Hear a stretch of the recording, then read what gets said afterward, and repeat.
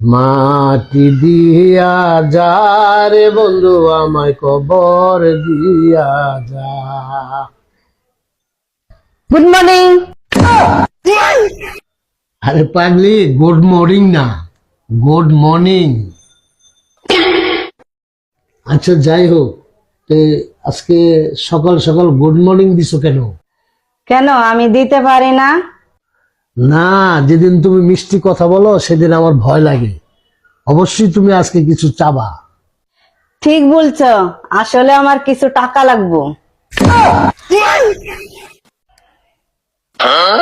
এই শুনছো, আজকে তোমার অনেক সুন্দর লাগতেছে, একদম চিকন স্লিম বডি। বলো কি সত্যি? হ্যাঁ গো সোনা পাখি, গত রাত্রে যে রাগ কইরা কম খাইছিলা, এই কারণে তোমাকে আজকে স্লিম লাগতেছে, সুন্দর লাগতেছে।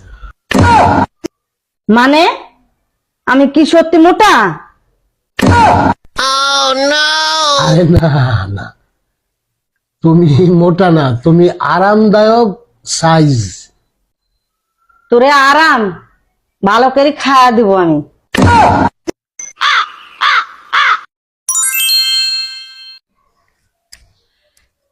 তোমার মোবাইল দাও, কেন?